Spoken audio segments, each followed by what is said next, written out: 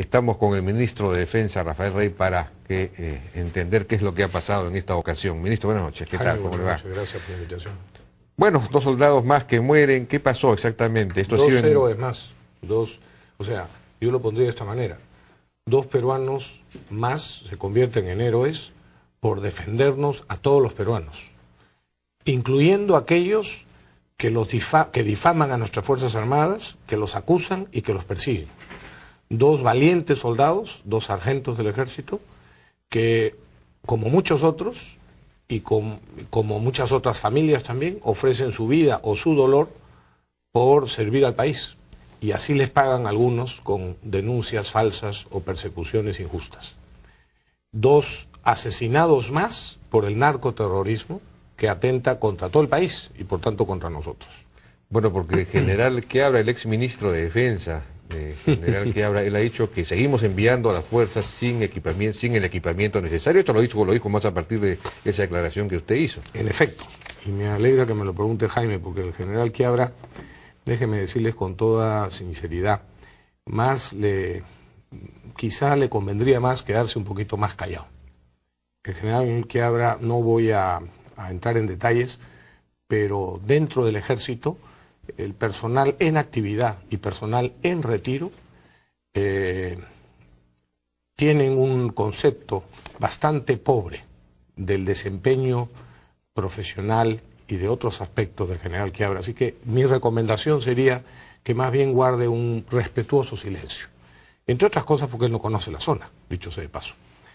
Pero, por ejemplo, primero que se entere si quiere decir, porque lo que ha dicho efectivamente es que están con recursos, nuestra gente la seguimos enviando con recursos mínimos, es de logística, y está totalmente equivocado.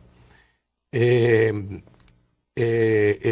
recuerdo una cosa además, el general Quiabra fue repuesto, pasó al retiro por causal de renovación, fue repuesto a la actividad, no por un juicio que él puso, sino no por juicio, no por orden judicial, sino por decisión del gobierno de Toledo, durante cuando era ministro de Defensa del general Ledesma.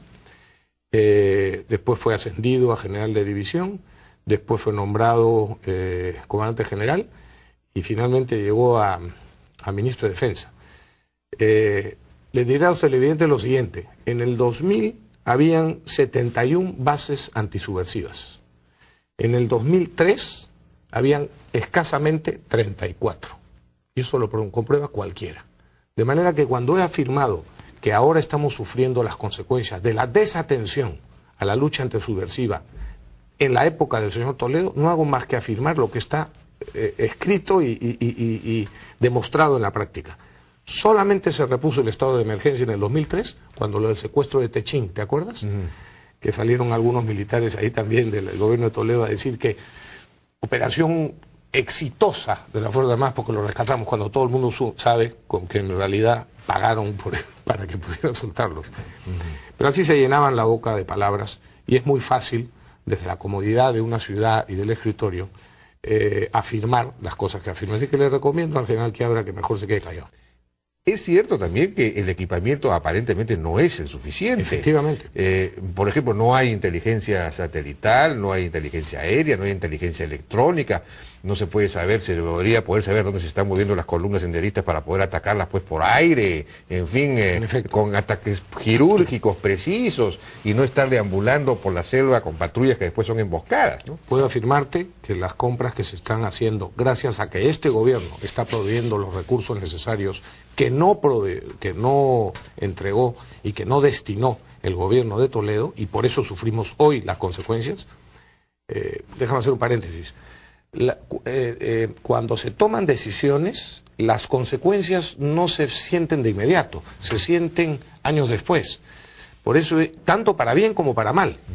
Por eso es que afirmo que las indecisiones o las decisiones incorrectas o la flexibilización de las leyes contra terroristas, los indultos indebidos en la época del gobierno de Toledo, etcétera, están generando las consecuencias hoy. Pero no solamente no se está haciendo lo mismo ahora, sino que, como tú acabas de decir o señalar, sí se están adquiriendo esos equipos. También quiero llamar la atención de lo siguiente. Todas las patrullas, y estas son las injusticias que suceden, y lo quiero decir en todos los tonos, todas las patrullas en el BRAE que han ocasionado una baja en el lado de los narcoterroristas, todos los efectivos, miembros de las patrullas, han resultado denunciados por asesinato agravado, incluyendo a 2 pilotos de la FAP en sendos helicópteros que transportaban patrullas a la zona del BRAE. O sea, algunos... ¿Quiénes hacen estas denuncias?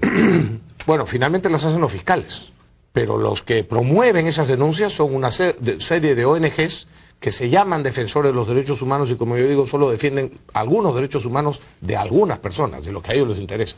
Porque nuestros efectivos, las familias de nuestros efectivos que mueren o que son heridos, esos no tienen derechos humanos que les preocupen a esos que se llaman defensores de los derechos humanos.